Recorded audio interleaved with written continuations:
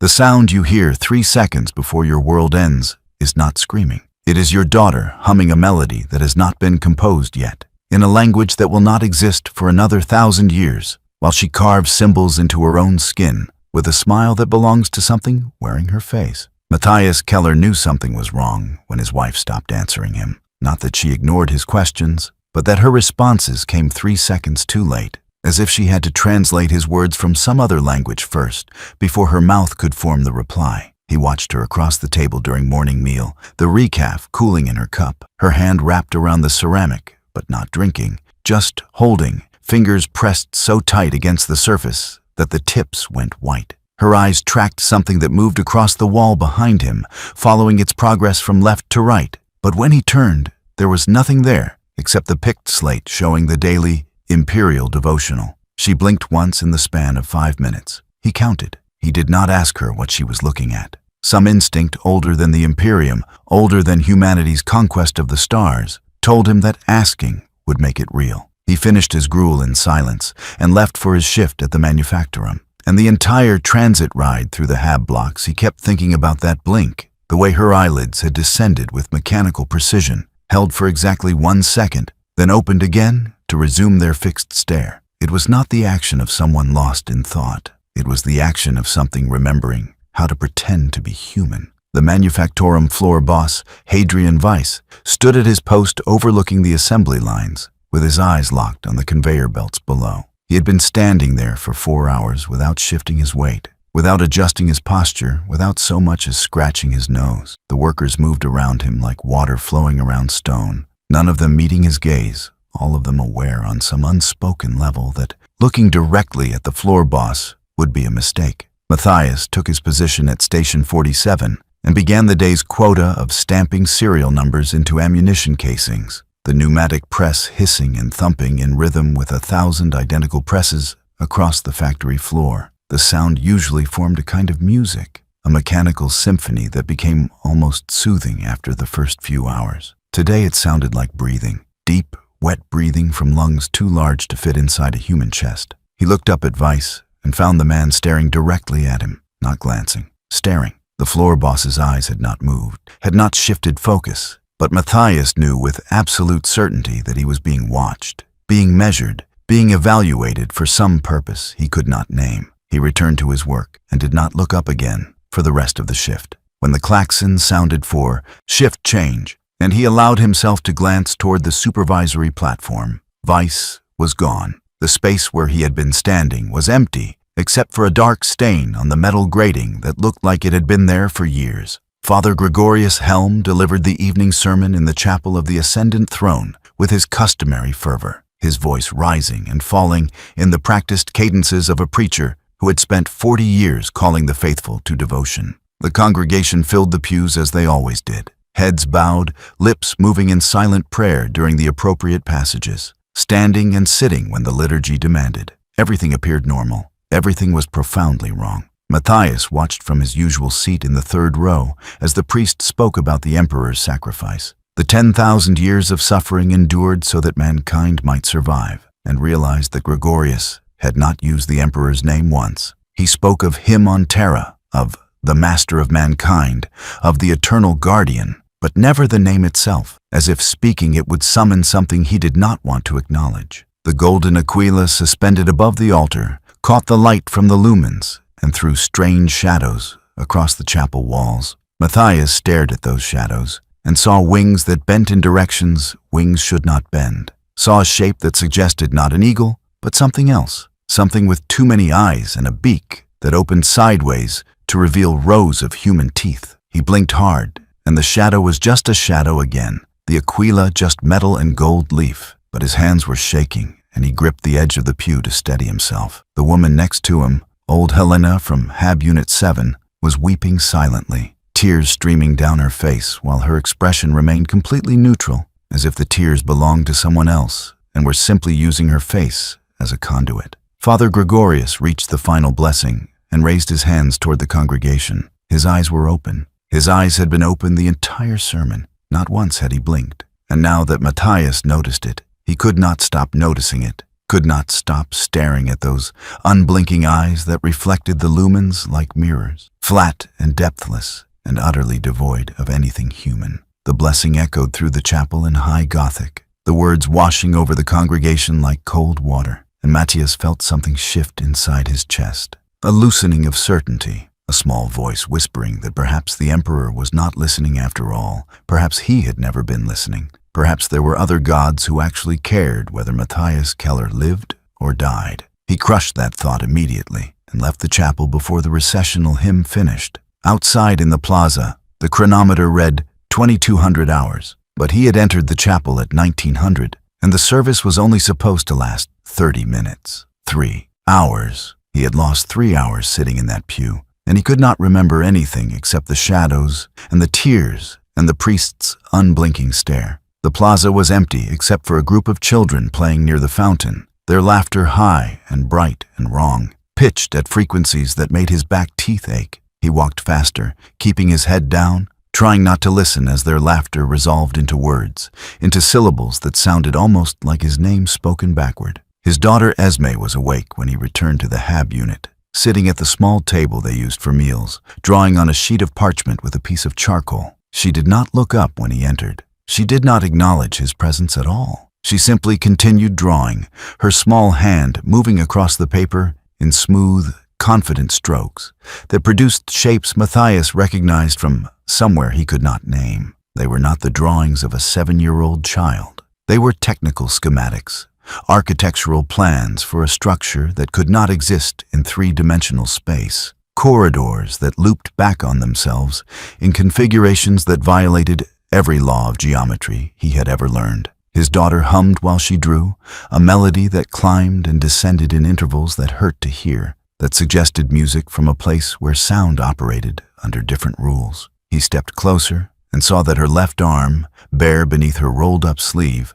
was covered in shallow cuts, not random, deliberate. The same symbols she was drawing on the parchment had been carved into her skin with something sharp. The blood dried into dark lines that formed patterns within patterns, geometries that seemed to shift and reconfigure themselves when he looked at them directly. She was still smiling. She had been smiling the entire time. Her lips were pulled back from her teeth in an expression of joy so intense it looked like agony. And when she finally turned to look at him, her eyes were exactly the color they had always been, brown flecked with gold. Except now there were too many flecks, too many golden points that moved independently like insects crawling across the surface of her irises. "Papa," she said in a voice that resonated with harmonics his ears could not fully parse. "Papa, I met someone in my dreams who knows you. He says you used to be important before you forgot. He says he can help you remember." Matthias backed away from the table. His wife was standing in the doorway to their sleeping chamber, watching the scene with that same delayed reaction,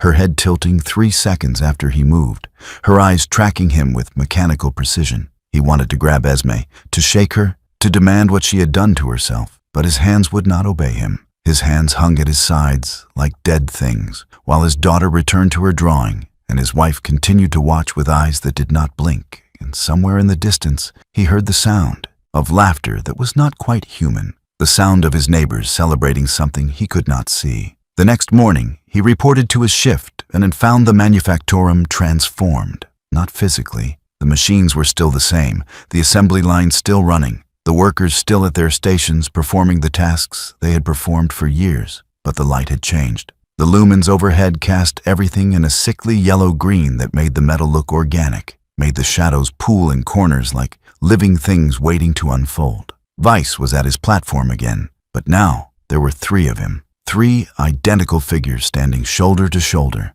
their movements synchronized perfectly as they turned their heads in unison to watch the workers below. Matthias knew he should be horrified. Matthias knew he should report this to someone, anyone, the Arbites or the Ecclesiarchy or the local Imperial Guard garrison that maintained order in the hive districts. Instead, he took his position at Station 47 and began stamping serial numbers into ammunition casings. The work was soothing. The work required no thought, no decisions, no acknowledgement of the things happening at the edges of his vision. He could lose himself in the rhythm of the press, the hiss and thump, and if he focused hard enough, he could almost forget that the woman at the station next to him was quietly weeping blood from her eyes. could almost ignore the way the ammunition casings felt warm and soft under his hands, could almost believe that the serial numbers he was stamping were actually numbers and not symbols in a language that predated human speech. 3 workers disappeared during the shift.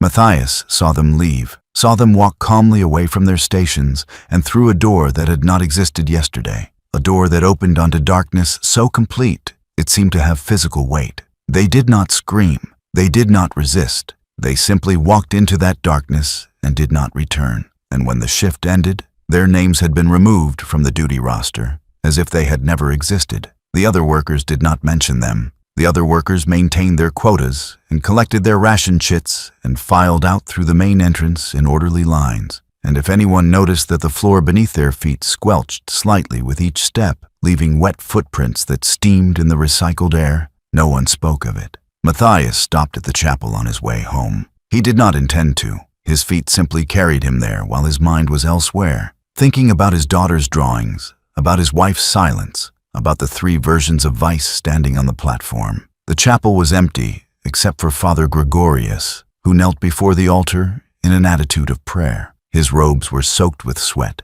the fabric clinging to his thin frame, and when Matthias approached, he heard the priest whispering in a steady stream of consciousness, words tumbling over each other too fast to follow. He caught fragments: deliverance, mercy, please. The names of Saints Matthias had never heard mentioned in any Imperial liturgy, the names of things that were not saints at all. Father, Matthias said, and the priest stopped whispering. Gregorius did not turn around. His shoulders hunched forward, his hands clasped so tightly together that Matthias could see the bones standing out white beneath the skin. You should not be here, the priest said, in a voice that sounded like it was being dragged up from somewhere deep underground. None of us should be here. We should have left when the dream started. We should have run when the children began speaking in tongues. But where would we go? The next hive is 3,000 kilometers across ash wastes, and the ships only come twice a year.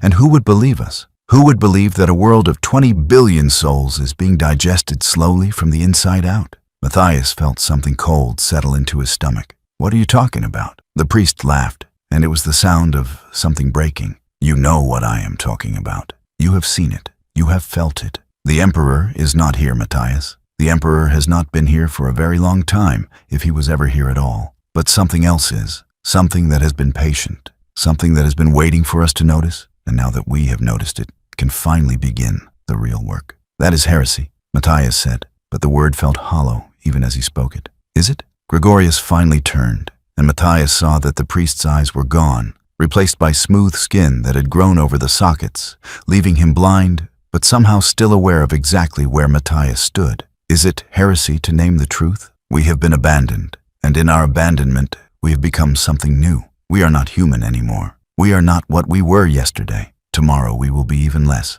By next week we will have forgotten we were ever anything but this. Matthias turned and ran. He ran from the chapel, through the plaza where the children still played their games in the darkness, past the hab units where lights burned in windows, but no shadows moved behind the glass, down through the transit tunnels where the air tasted like copper and rot. He ran until his lungs burned and his legs gave out, and when he finally stopped, he realized he was standing outside his own hab unit. The door opened, yellow light spilling out into the corridor. He could hear humming from inside. That same melody, that same impossible song, but now there were multiple voices singing it in harmony. His daughter, his wife, others he did not recognize. He stepped through the door and found his home filled with strangers. They sat on his furniture, stood in his kitchen, leaned against his walls with the casual comfort of people who had always lived there. They were his neighbors. He recognized their faces, their names, floating up from memory. Thaddeus from Hab Unit 9, Yolanda from Hab Unit 3, old Marcus, who ran the ration distribution center. 17 people crowded into a space meant for 3, and all of them were carving symbols into their own skin with knives and broken glass and fingernails, the blood running down their arms and legs to pool on the floor in patterns that formed larger versions of the same symbols, geometries that hurt to perceive, that made the room seem larger on the inside than it was on the outside. His daughter sat in the center of them, still drawing, still smiling. "Papa," she said without looking up. "Papa, they came to welcome us. They say we are part of something beautiful now. They say the pain is just the old skin breaking so the new skin can grow through." Matthias wanted to scream, Matthias wanted to grab his daughter and his wife and run, to flee this place, to find an arbites station or a militarum barracks or anyone who still served the emperor with unsullied faith. But his legs would not move. His voice would not come. He stood in the doorway watching as his neighbors carved themselves open, and his daughter drew her impossible pictures, and his wife stood perfectly still, watching him with eyes that tracked 3 seconds behind every movement.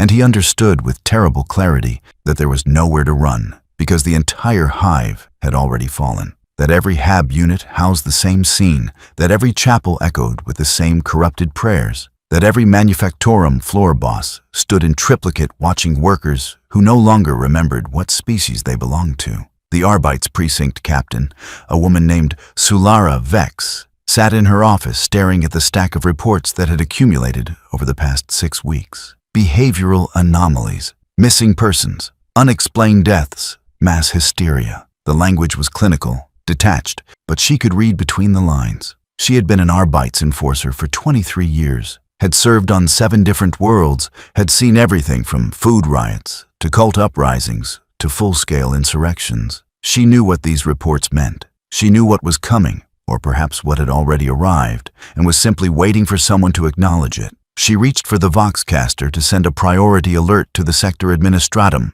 to request immediate intervention from the nearest Imperial Guard Regiment or Astra Militarum Fleet, or anyone who could quarantine this world before the infection spread. Her hand stopped halfway to the device. She could not remember why she wanted to call. She could not remember what she was trying to report. The words that had seemed so urgent a moment ago had dissolved into meaninglessness, into sounds without content. And when she looked down at the reports spread across her desk, she saw that the Gothic text had rearranged itself into something older, into syllables that her mind recognized, even though she had never learned them. Her officers stood outside her door. She could see them through the transparent aluminum, all 15 of them arranged in concentric circles, their armor smeared with something dark and wet, their faces expressionless beneath their helmets. They were waiting. They had been waiting for hours, or maybe days, time having become fluid and unreliable inside the precinct. They were waiting for her to join them, to acknowledge what they had already accepted,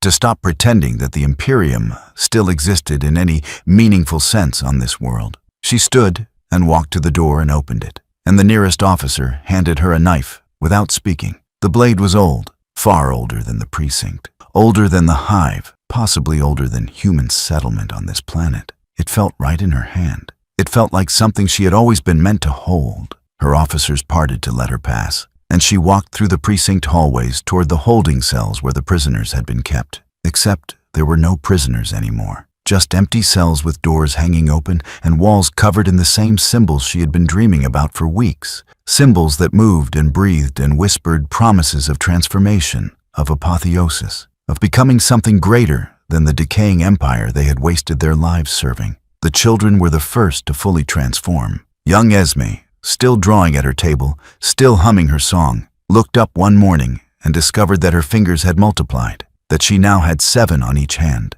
the new digits sprouting from between the old ones like flower buds opening. She flexed them experimentally and found them more dexterous than the original 5, more capable of executing the complex patterns her drawings required. The symbols carved into her arm had healed overnight, but healed wrong, the scar tissue forming raised ridges that spelled out words in a language she could now read fluently, a language that taught her things about the nature of reality that would have driven her mad, if madness still had any meaning in a world this far gone. Other children experienced different changes. 6-year-old Petros, in Hab District 23, woke with eyes covering his entire body, hundreds of them blinking independently, each one seeing a different spectrum of light, revealing layers of reality that adults had trained themselves not to perceive. 8-year-old Cataline found that her voice could shatter glass and make the air vibrate at frequencies that opened doors in empty spaces, doorways to somewhere else, somewhere vast and hungry.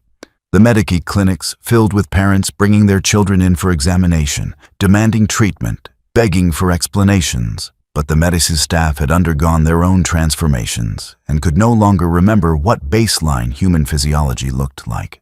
Dr. Marcus Thorne had been chief medicae of Hive Primus for 11 years. He prided himself on his rationality, his dedication to empirical observation, his refusal to accept superstition in place of science. When the first cases began arriving, children with impossible symptoms and mutations that violated every principle of biology, he documented them meticulously. He filled data slates with measurements and images and genetic analyses, searching for the pathogen, the radiation source, the environmental contamination that would explain what he was seeing. He found nothing, or rather, he found everything. Every test came back positive. Every genetic marker suggested a different disease. Every scan showed structures that could not exist but demonstrably did. Organs that served no function he could identify. Systems that operated on principles that had no basis in any medical text he had ever studied. He stood in his examination room with a 9-year-old girl who had grown a second mouth where her navel should have been,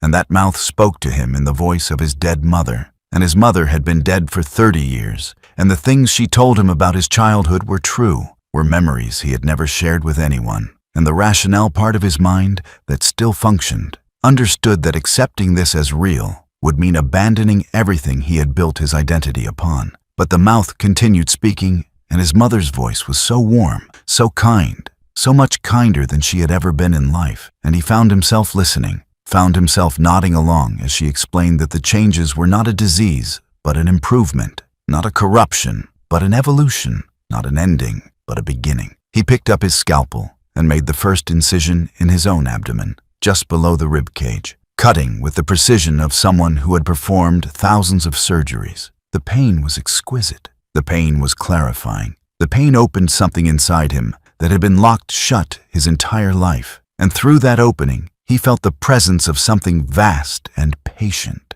something that had been waiting in the spaces between atoms for humanity to become sophisticated enough to perceive it. His hands moved on their own, following instructions he had not consciously received, widening the incision, peeling back layers of tissue, rearranging his internal architecture into configurations that made more sense than the baseline human design, that were more efficient, more elegant, more true. By the time he finished, 3 hours had passed, and he had transformed himself into something no Imperial medici text would recognize as human. But he could think more clearly than he ever had before. He could see patterns in the chaos, could understand the underlying structure of what was happening to his world, and that understanding brought not horror, but relief. The Imperium had lied. The Emperor had abandoned them, but the powers that were replacing them offered something the Imperium never had: the truth about what humanity could become if it stopped clinging to the fiction of its own importance. The elderly went differently.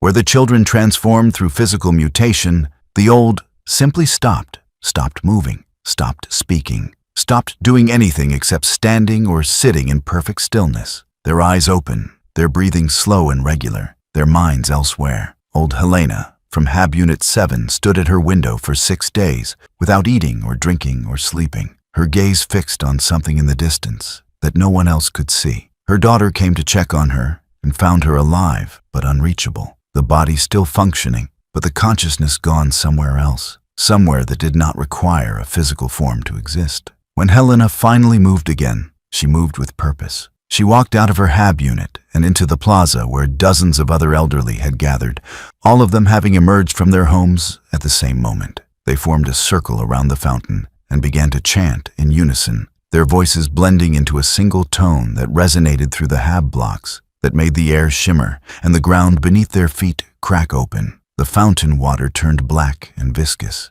and things began to emerge from it, things that had been waiting a very long time for an invitation, things composed of angles and hunger and the accumulated despair of 10,000 years of Imperial oppression. The young adults, those in their prime working years, experienced the transformation through their jobs. The changes aligned with their occupations, their daily routines, the roles they performed in service to the hive's economy. Maintenance workers like Gregor Holt found themselves assigned to new duties without any formal reassignment, simply understanding one morning that their responsibilities had expanded. He reported to a section of the underhive he had never accessed before, a vast chamber where machines that were not quite machines anymore processed organic material that was not quite organic, feeding it into systems that produced energy that tasted like screaming when you stood too close to the output conduits. The machines needed maintenance. The machines needed parts. The machines needed feeding, and Gregor fed them, shoveling biomass into intake ports that contracted like throats, that swallowed with visible peristalsis, that occasionally whispered thank you in voices composed of grinding gears and hydraulic pressure. He did not question this. He performed his duties with the same diligence he had always shown, checking pressure gauges that measured concepts rather than force, adjusting valves that controlled the flow of something that was not quite liquid and not quite light, ensuring that the systems remained in balance, even as the definition of balance shifted from hour to hour. Other maintenance workers maintained other things. The walls of the hive had begun to breathe, the rockcrete developing capillaries that carried something warm and red through structures that should have been inert. Someone needed to ensure those capillaries remained clear, that the circulation continued, that the hive itself remained alive and healthy as it transformed from architecture into anatomy. Workers climbed through the walls with tools that had evolved alongside their users, devices that were part wrench and part surgical implement, that understood their function even when the workers no longer did. The clerks and administrators experienced their own version of hell. Theron Vale had worked in the Administratum processing facility for 16 years, his days spent reviewing documents, verifying seals, ensuring that the vast bureaucratic machine of the Imperium continued to function. He was good at his job. He took pride in his attention to detail, his ability to spot discrepancies, his perfect record of accuracy. When the new directives came down from his supervisor, he implemented them without question because questioning directives was not part of his function.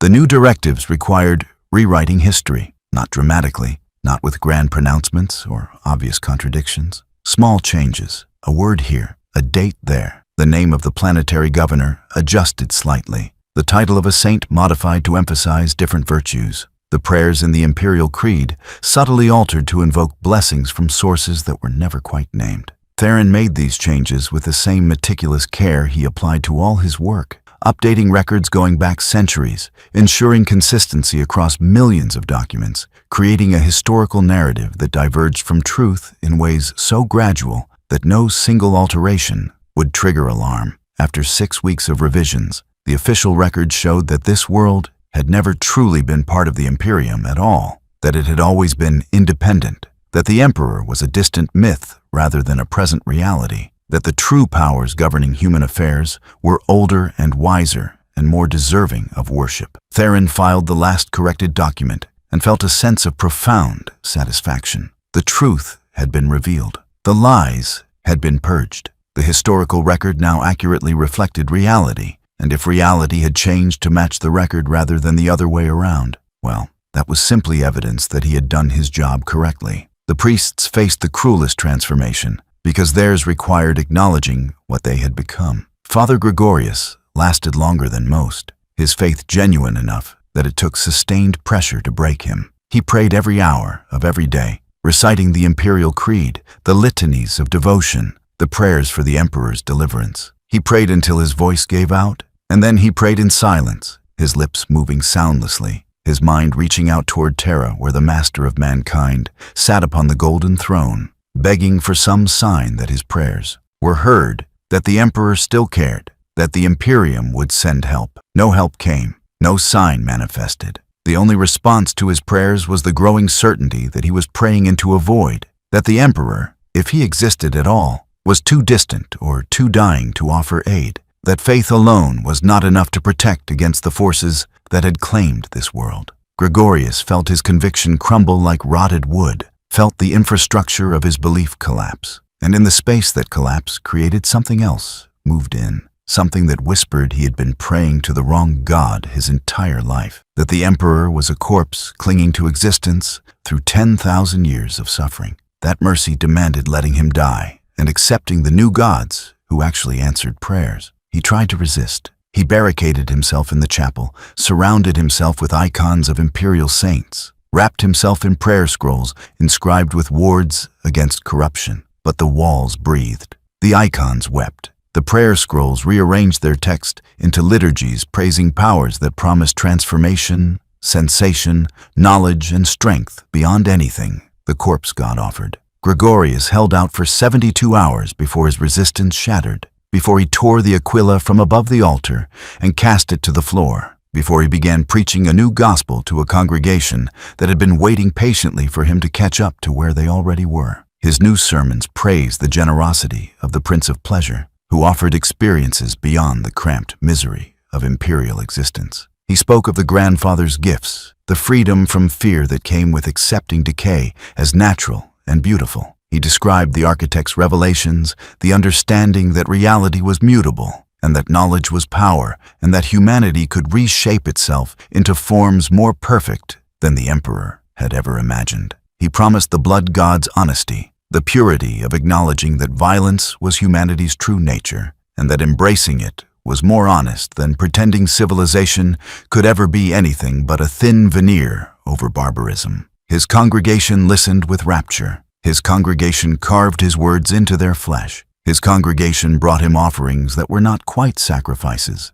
because the victims came willingly, eagerly, desperate to be incorporated into something larger than their individual suffering. The chapel became a temple. The temple became a gateway. The gateway opened onto vistas that showed what this world would become when the transformation completed, when every human on the planet had accepted their new nature, when the Imperium finally noticed what had happened here and sent ships to investigate, only to find a population that greeted them with smiles and gifts and infectious joy that spread through visiting crews faster than any plague. The Chaos Gods each claimed their territory within the hive. The division was not geographic but conceptual, each power operating according to its nature, each one breaking the world in its own particular way. In the districts where Khorne's influence dominated, civilization reorganized itself around ritualized violence. Murder became a civic duty. Strength became the only virtue. The streets ran red with constant combat, but combat governed by rules, structured and ceremonial, fights to the death conducted with religious fervor. Children learned to kill before they learned to read. The weak were culled efficiently, without cruelty, simply removed from a society that had no use for weakness. Caden Thros had been a mid-level administrator before the change. He had never been particularly strong or brave or aggressive. He survived through intelligence and risk aversion, through knowing when to keep his head down and his mouth shut. He knew he would not survive in the new order. He knew the blood tax would claim him within days, that someone stronger would challenge him, and he would die in the arena while crowds cheered his failure. He accepted this. He even welcomed it. The old world had offered him nothing but grinding survival, decades of meaningless labor in service to an empire that did not know his name. At least this death would mean something. At least he would die in honest combat rather than withering away in obscurity. His challenger was a woman half his age,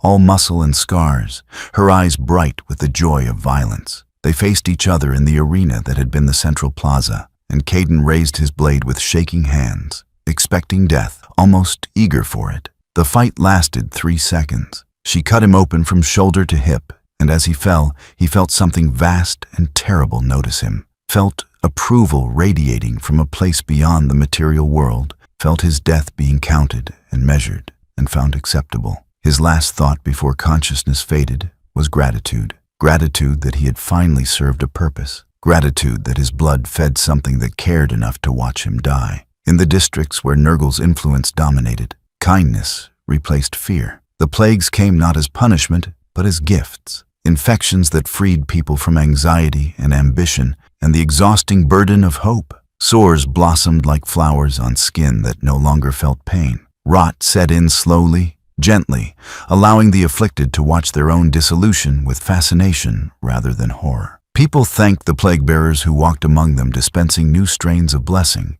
who touched foreheads with fingers that left marks that never healed but never worsened, that simply were, existing in perfect stasis between life and death. Mira Torrent had been terrified of death her entire life. She spent decades avoiding risk, maintaining her health with obsessive discipline, dreading the inevitable decay that awaited every human body. When the first lesions appeared on her arms, she nearly screamed. She scrubbed them with solvent until her skin bled. She prayed to the Emperor for deliverance. She begged the Medicae for treatment, but the lesions spread, and with them came understanding. They did not hurt. They itched slightly, a constant low-level sensation that was almost pleasant, that reminded her she was still alive. They smelled of earth and fermentation, of things breaking down and reforming. of the eternal cycle that governed all organic matter. She stopped fighting the infection and surrendered to it completely. Within days, her fear had vanished. She could not remember why death had ever worried her, when death was simply transformation, when her body would feed the soil that fed the plants that fed the next generation,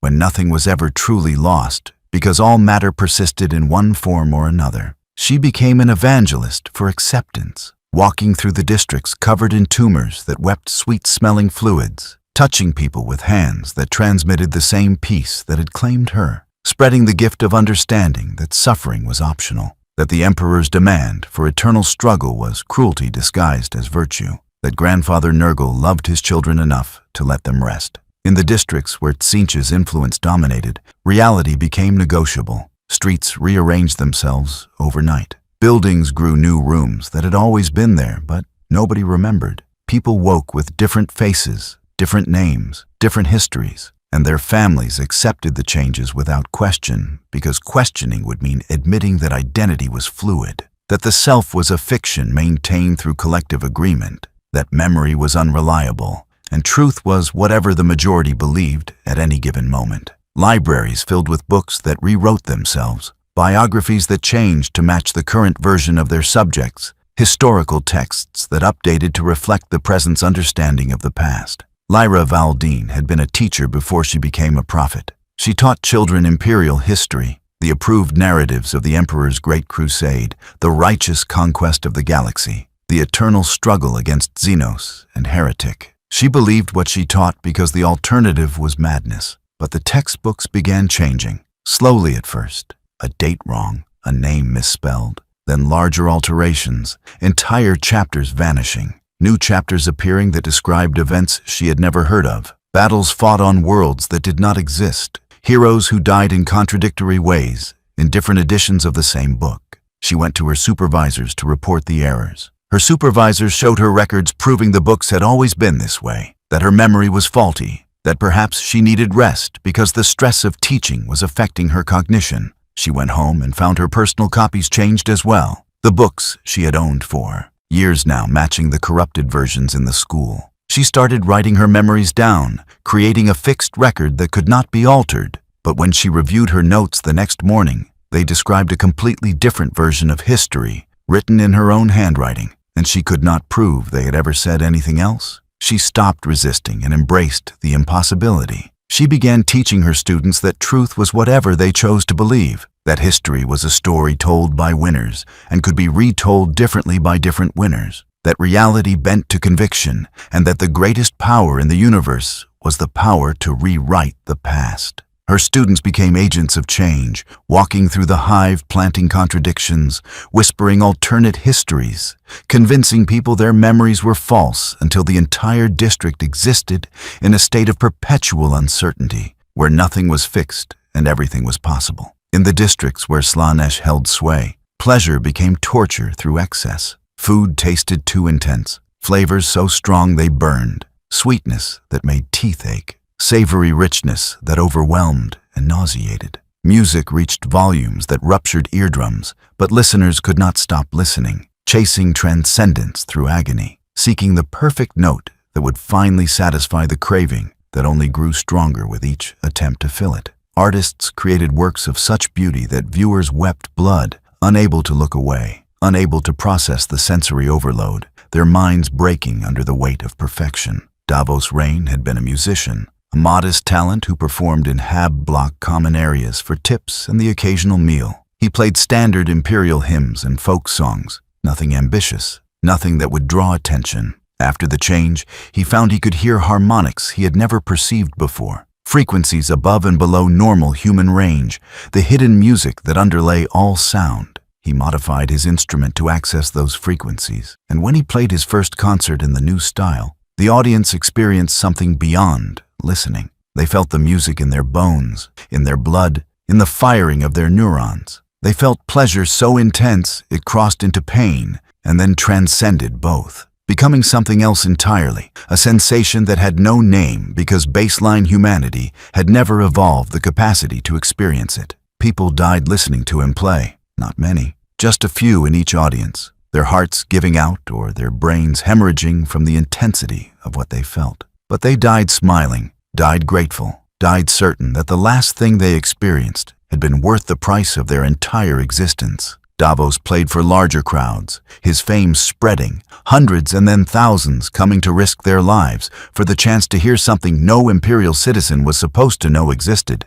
He played until his fingers bled, until his instrument fused with his hands and became part of his body, until he could produce sounds simply by willing them into existence. And still the crowds came. Still they begged for more. Still they offered themselves to the music, because anything was better than returning to the gray, tasteless nothingness of Imperial existence. The Imperium noticed eventually. How could it not? A world of 20 billion citizens had stopped responding to administrative requests, stopped sending its tithes, stopped acknowledging any authority beyond its own borders. The sector administratum sent inquiry after inquiry, each one vanishing into the void of silence that had swallowed the planet. They sent a delegation, minor officials in a small transport, expecting to find a communications failure or a local rebellion that could be crushed with minimal force. The transport entered orbit and broadcast landing requests that received no response. They descended toward the primary hive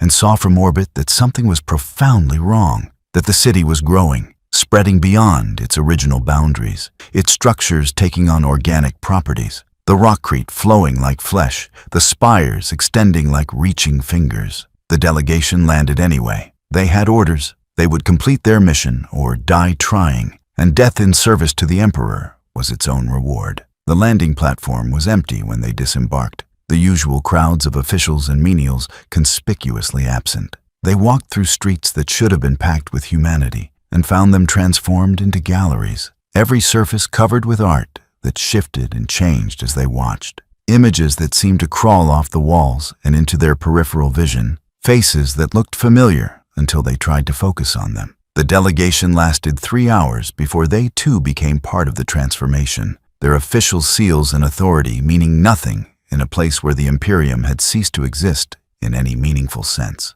When the delegation failed to report back, the sector administratum escalated. They sent a full investigative team backed by a company of Astra Militarum infantry, soldiers who had fought in a dozen campaigns and could be trusted to maintain discipline under adverse conditions. The team arrived to find the planet had progressed further into corruption. The hive, now barely recognizable, its structure warped into something between city and cathedral and living organism. The soldiers established a perimeter and prepared to advance into the city proper, weapons ready, expecting resistance. They met none. The city welcomed them. The inhabitants came out to greet them with smiles and gifts, with food and music and promises of rest after their long journey. The soldiers knew this was wrong. The soldiers had been briefed on the signs of chaos, corruption, on the need to maintain vigilance, on the danger of accepting anything from potentially tainted sources. But the inhabitants seemed so genuinely happy to see them,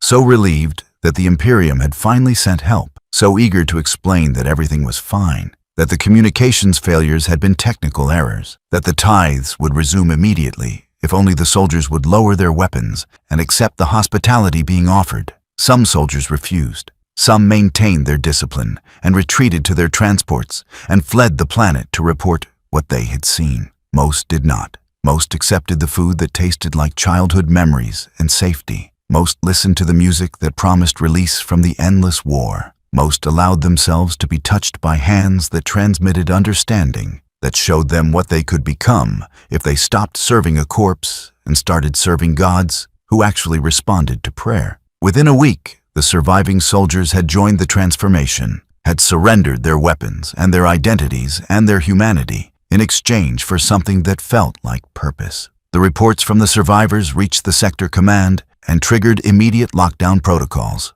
The planet was declared perdita, lost beyond redemption. Its entire population classified as hostile enemy combatants. The Imperial Navy scrambled a battle group to enforce quarantine, preventing any ships from leaving the system, ensuring the infection remained contained. They established a blockade and waited for orders from higher authority, from the Inquisition or from Terra itself, orders that would determine whether the world would be saved or simply erased. The Inquisition sent a single representative, an interrogator named Severina Cade, who had spent 40 years hunting chaos cults across the sector. She reviewed the reports with growing horror, not at what had happened, but at how it had happened. The sheer speed and completeness of the fall. 20 billion souls corrupted in a matter of months, without a single space marine landing, without a Black Crusade, without any of the dramatic invasions the Imperium had learned to recognize and counter. This was something else. This was chaos operating with patience and subtlety, infiltrating through dreams and doubt, converting populations through promises rather than force, offering what the Imperium could not: hope, pleasure, knowledge, strength, and the freedom to become something other than fuel for a dying empire. She knew what her recommendation would be before she finished reading the first report. Exterminatus, total planetary annihilation. The only way to be certain the corruption did not spread, did not infect the crews of ships that attempted rescue, did not somehow transmit itself across the void to neighboring systems. It was the standard response, the only response, the response that had been used 1,000 times on 1,000 worlds where chaos had taken root. She prepared the necessary documentation and forwarded it up the chain of command. And if she felt anything about condemning 20 billion people to death by orbital bombardment, she did not record those feelings in her official reports. The order came back approved with unusual speed. Exterminatus authorized. Execute immediately. The Navy battle group repositioned their ships, targeted the planet's major population centers, and prepared to fire. The crews went through the pre-firing rituals mechanically, the prayers for the Emperor's forgiveness, the acknowledgement that what they were about to do was necessary, but not righteous, that 20 billion deaths would weigh on their souls, but the alternative was far worse. They fired. Cyclonic torpedoes descended through atmosphere, each one carrying enough explosive force to crack continents, to boil oceans, to render the world uninhabitable for 10,000 years. The torpedoes detonated. The planet's surface erupted into firestorms visible from orbit. The oceans vaporized. The atmosphere ignited. The hives collapsed into molten ruin. 20 billion people died in an instant. Their consciousness snuffed out. Their transformations incomplete. Their corruption purged through the only method the Imperium had ever developed for dealing with threats it could not understand. The Navy crews watched the planet burn and felt nothing. They had done this before. They would do it again. The Imperium had 1 billion worlds and could afford to lose one if losing one prevented the loss of 1,000. But in the final moments before the firestorms consumed everything, before the surface temperature exceeded the melting point of steel, the inhabitants of that dying world felt something the Imperial Navy crews never suspected. They felt gratitude. They felt joy. They felt the presence of their new gods reaching down through the warp to claim them, to preserve some fragment of what they had become, to carry their transformed souls into realms where physical death meant nothing because they had already transcended the limitations of flesh. They died singing. They died praising the powers that had freed them from the Emperor's tyranny. They died knowing that the Imperium had granted them the mercy of martyrdom, had made them examples that would inspire others, had proven through violence that the corpse god's only response to truth was annihilation. The battle group departed the system after confirming complete planetary sterilization. They filed their reports, cleaned their weapons, performed their maintenance rituals, and prepared for the next assignment. None of them spoke about what they had done. None of them needed to. The Emperor demanded such sacrifices regularly, and they were his instruments, and instruments did not question their purpose. But in the weeks that followed, the crews began experiencing dreams. Not unusual dreams, not obviously corrupted dreams, just dreams of the people they had killed, the 20 billion faces they had never seen, the children and elders and workers and priests who had died because the Imperium decided they were unsalvageable. The dreams showed those people happy. The dreams showed them transformed and transcendent and free. The dreams whispered that mercy was killing them, that the real cruelty was leaving them alive in service to a dead god. 3 months later, the battle group disappeared. All contact ceased. Navy Command sent search vessels that found the ships drifting in the void, still functional, their crews gone, not dead, not killed, simply gone, as if they had walked out of reality and into somewhere else. Somewhere that offered them the same thing it had offered the world they destroyed, the chance to become something other than servants to entropy. The Navy classified the incident as a warp translation accident and built new ships to replace the ones they lost.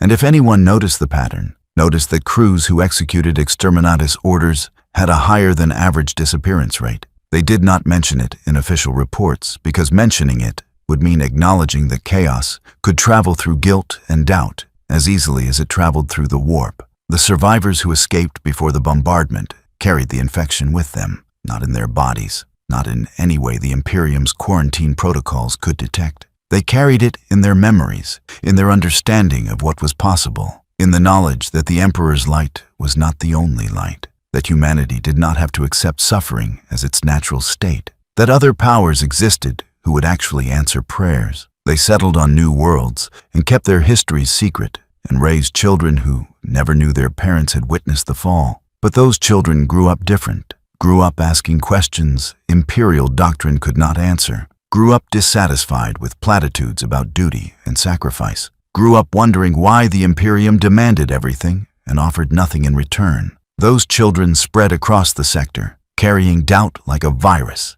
infecting others not through dramatic revelation, but through quiet conversation, through sharing the simple observation that maybe there were alternatives. Maybe the Emperor was not the only power worth worshipping. Maybe the Chaos Gods were not the monsters the Imperium claimed, but simply different, offering different bargains, different transformations, different versions of what humanity could become. The infection spread slowly, over decades rather than months, invisible to the Inquisition because it manifested as nothing more than declining faith, increasing cynicism, a population growing tired of 10,000 years of war and sacrifice in service to an empire that ground them into dust and called it duty. The worst part was not the corruption itself. The worst part was understanding that chaos did not destroy humanity.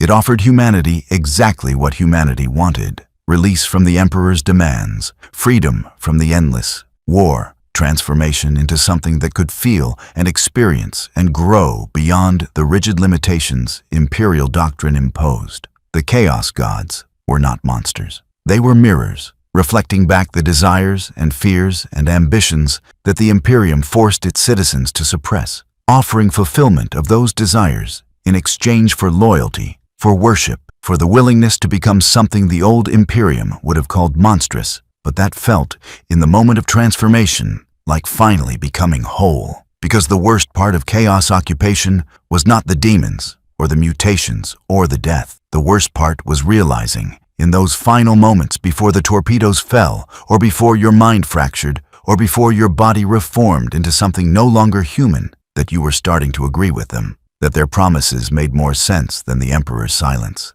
That 10,000 years of suffering in the name of a dying god was a poor trade for even an hour of the transcendence they offered. That maybe, just maybe, the real horror was not becoming corrupted, but spending your whole life resisting corruption, denying yourself the transformation, choosing to remain loyal to an empire that saw you as nothing more than ammunition for a war that would never end, that could never end, because ending would mean admitting that the Emperor's sacrifice had been for nothing, and that 10,000 years of human suffering had purchased only 10,000 more years of the same. The Imperium classified all of this as tragedy. The Imperium mourned its lost worlds and its corrupted populations and its fallen servants. The Imperium built monuments to those who died resisting and executed those who survived corruption and moved forward with the grim determination that had sustained it for 10 millennia. But somewhere in the bureaucratic machinery of the administratum,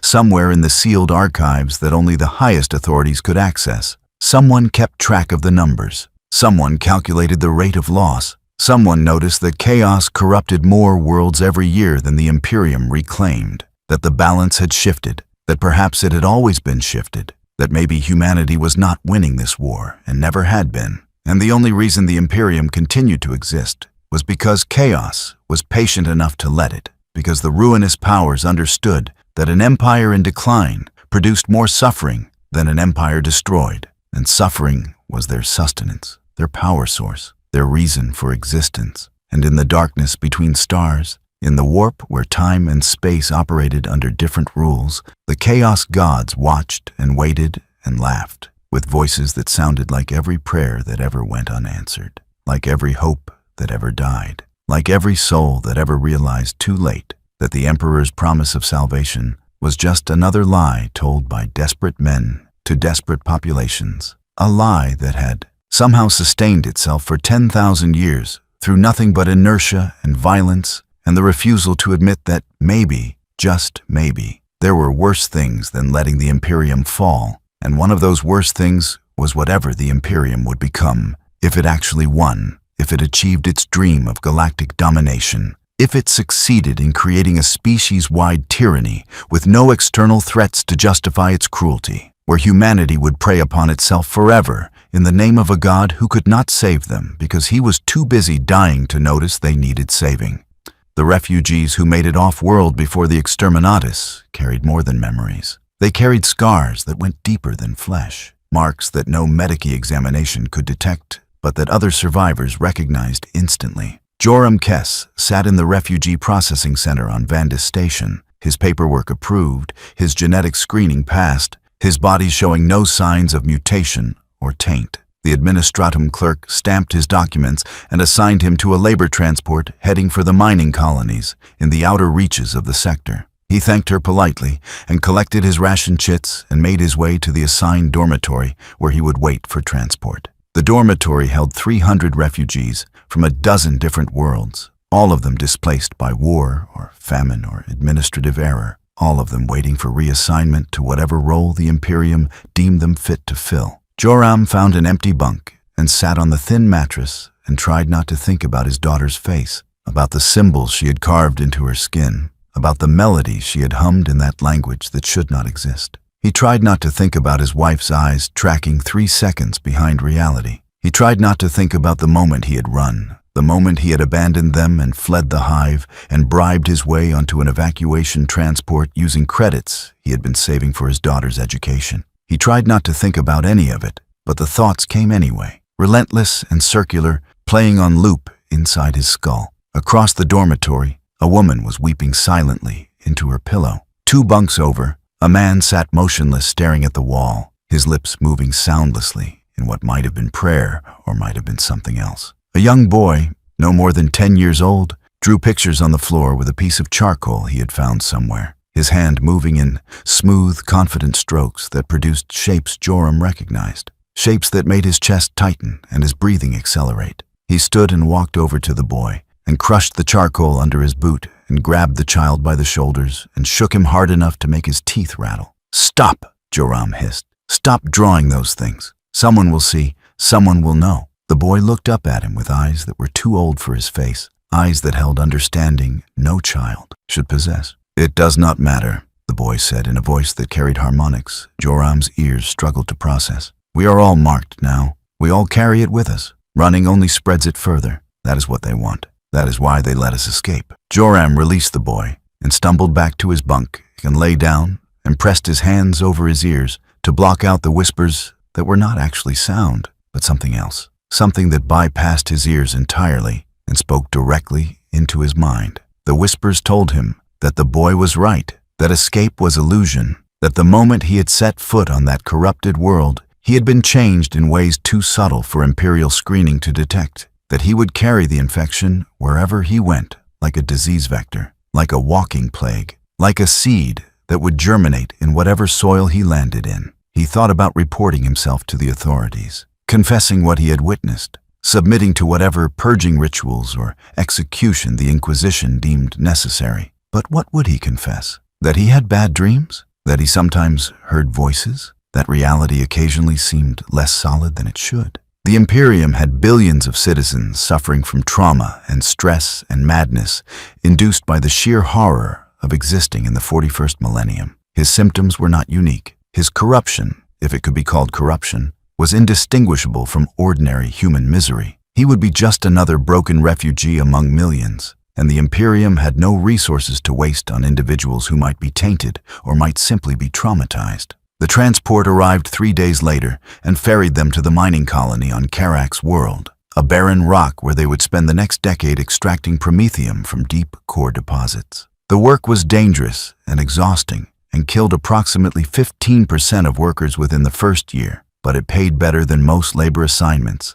and came with the possibility of eventually earning citizenship on a proper hive world if you survived long enough. Joram reported to his assigned shift and descended into the mines and spent 14 hours drilling through rock that was harder than steel, breathing recycled air that tasted like metal and sweat, existing in a state of constant physical strain that left no energy for thought. The work should have been a mercy. The work should have occupied his mind enough to suppress the memories, to drown out the whispers, to make him too tired to dream. It did not. The dreams only grew stronger, more vivid, more insistent. He dreamed of vast halls that existed in more than 3 dimensions, of entities so massive they used galaxies as playthings, of transformations that would elevate humanity beyond anything the Emperor had ever achieved. He dreamed that he was important, that he had a role to play, that the powers watching him had plans that extended far beyond his comprehension. But that included him specifically, personally, by name. He started talking to the other miners during meal breaks, carefully at first, testing their receptiveness, probing for signs that they too carried the infection. He found it everywhere. A woman from a world consumed by orc invasion described dreams identical to his own. A man whose hive had been destroyed by tyrannid assault spoke of hearing voices that promised protection if only he would listen, if only he would open himself to their guidance. A teenage girl orphaned when her transport was attacked by pirates drew the same symbols in the dust that accumulated on the mess hall tables, the same geometries that hurt to perceive but somehow made more sense than anything she had learned in Imperial Schola. They formed a group without ever explicitly forming a group, drawn together by recognition, by the shared understanding that they were different now, that they had been touched by something the Imperium could not acknowledge and therefore could not combat. They met in the deepest parts of the mine, where the Vox network did not reach, where the overseers never bothered to patrol because the ore quality was too poor to justify the effort. They shared their dreams and their visions, and their growing certainty that the Emperor was a lie, that the Imperium was a prison, that the Chaos Gods were not demons, but liberators offering transformation to those brave enough to accept it. Joram became their informal leader, not through ambition, but through simple priority of experience. He had lived through a full corruption cycle. He had watched an entire world fall. He understood the stages, the progression, the way chaos worked its way into human consciousness like water seeping into cracks. He taught them to hide their changes, to perform their imperial duties with perfect obedience, while secretly cultivating the transformation happening inside them, to smile and pray and recite the catechisms while their minds expanded into spaces the Imperium insisted did not exist. The group grew. 20 members became 50. 50 became 200. They spread through the mining colony like mycelium through soil, invisible until they erupted into fruiting bodies, converting workers through patient conversation and shared dreams, and the simple demonstration that there were alternatives to imperial doctrine. The overseers noticed nothing. The overseers saw only production quotas being met, workers performing their duties without complaint, a population that seemed unusually content despite the brutal conditions. The overseers did not understand that contentment itself was a warning sign, that people who had found meaning beyond survival were far more dangerous than people who remained focused on baseline existence. The colony fell without violence, no uprising, no rebellion, no dramatic declaration of independence. The workers simply stopped pretending. They held their rituals openly in the mess halls and mining tunnels. They painted the symbols on the walls and equipment. They modified their mining tools into instruments of worship, cutting channels in the rock that formed patterns visible only from orbit, geometries that resonated with the warp and made the barrier between reality and unreality thinner. The overseers tried to intervene and found themselves outnumbered 100 to 1, found themselves facing workers who no longer feared death because death had lost its sting, who welcomed martyrdom because martyrdom would prove the strength of their conviction. The senior overseer, a man named Balthus Cray, who had run mining operations for 30 years across a dozen worlds, sealed himself in the communications bunker and sent a priority distress signal to the sector administratum. The message was simple and devastating. Karak's world lost to chaos corruption. Estimated 4,000 civilians affected. Request immediate inquisitorial intervention and potential exterminatus authorization. He sent the message and sat in the bunker listening to the sounds outside, the chanting and the laughter and the screaming that was not quite screaming because it sounded too much like joy. He had a last pistol with 6 shots, 5 for the workers if they breached the door, 1 for himself if they succeeded. They did not breach the door. They did not need to. Joram stood outside the bunker and spoke through the Vox grill, his voice calm and reasonable, explaining that violence was unnecessary, that Balthus could join them or he could remain in the bunker until his supplies ran out, that either way the outcome was inevitable. The Imperium would respond eventually, but not quickly enough to save him, not quickly enough to prevent Karak's world from becoming another example of what humanity could achieve when it stopped serving a corpse and started serving gods who actually reciprocated worship. Why? Balthus asked, his voice cracking with exhaustion and despair. Why throw away everything? The Emperor protects. He has protected us for 10,000 years. Joram laughed, and it was not a cruel laugh, but a sad one. The laugh of someone who had believed the same lie and finally understood the truth. The Emperor is dying. He has been dying for 10 millennia. Every day 1,000 psychers are fed to him just to keep his corpse marginally functional. Every year 1 trillion humans die in wars fought in his name. And for what? So the species can limp forward another generation? So we can suffer another century in service to a god who cannot save us because he is too busy dying to notice we need saving? The Chaos gods are not kind. They are not gentle.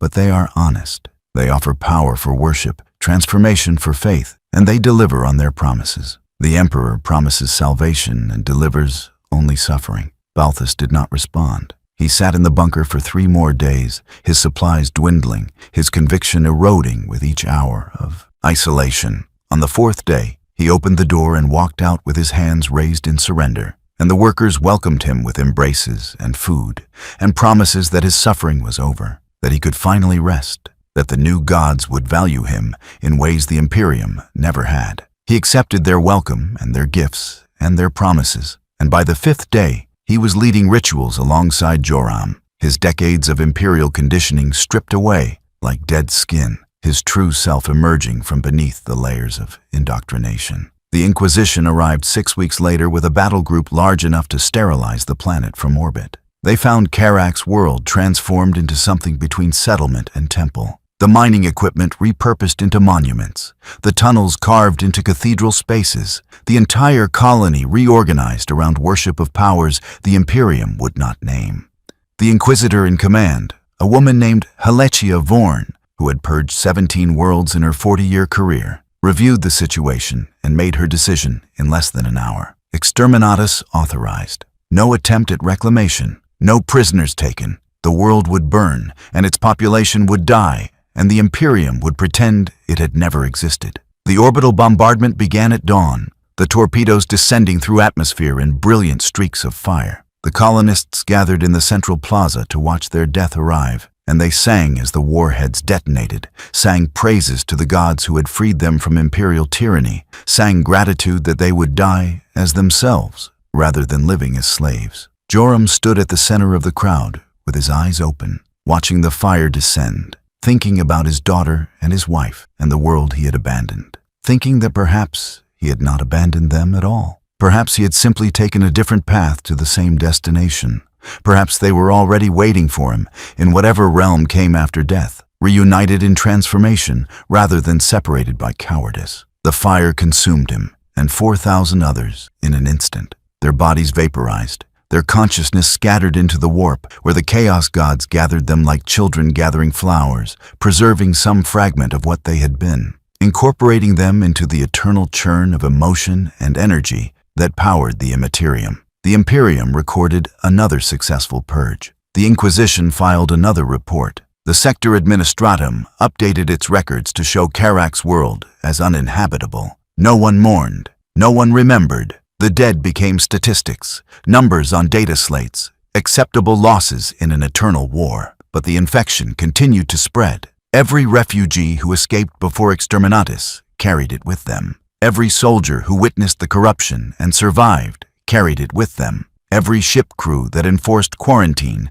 carried it with them.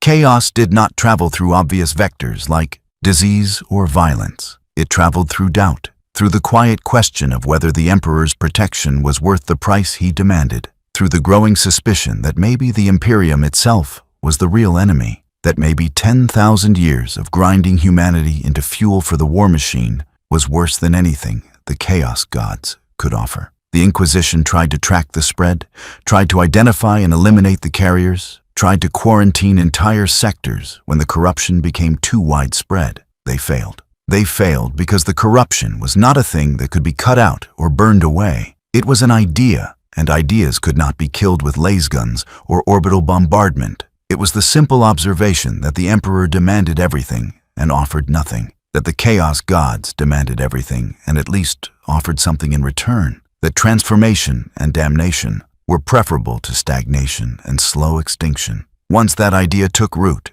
once someone entertained it seriously, even for a moment, the infection began, invisible and irreversible, and utterly beyond the Imperium's capacity to combat. The final horror was not that chaos corrupted worlds. The final horror was that chaos offered what humanity actually wanted, what humans had always wanted, what the Emperor himself had probably wanted before he became locked in his golden prison. The freedom to grow, to change, to become something other than what they were. The Imperium demanded stagnation, demanded that humanity remain frozen in the cultural and technological state it had achieved during the Great Crusade, demanded that innovation and change and evolution be suppressed in favor of eternal repetition of failed strategies. Chaos offered the opposite. Chaos offered infinite possibility, infinite transformation, infinite growth. And if that growth was horrific by Imperial standards, well, perhaps Imperial standards were the problem. Because in the end,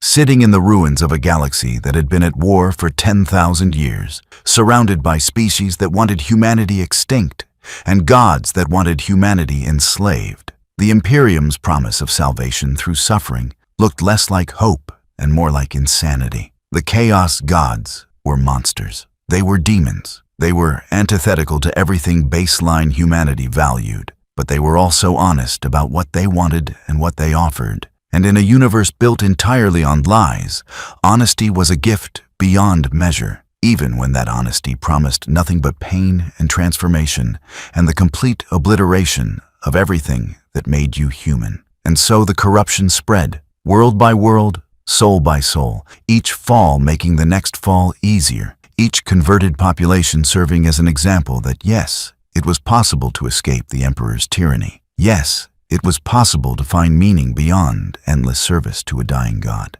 Yes, it was possible to become something greater, even if greater meant becoming something monstrous. The Imperium fought back with every weapon in its arsenal, purging worlds, executing refugees, sterilizing entire sectors, but it was fighting an idea with bullets, trying to kill a concept with fire, attempting to suppress truth with violence. And truth was patient. Truth was persistent. Truth would wait as long as necessary for humanity to finally accept what the Chaos Gods had been whispering since the moment they became aware of human existence, that the Emperor's dream had failed, that the Imperium was built on a foundation of lies, that there was another way, and that other way began with the simple act of admitting that maybe, just maybe, serving gods who answered prayers was preferable to serving a god who could not speak, could not move, could not protect his children because he was too busy dying to notice they needed saving.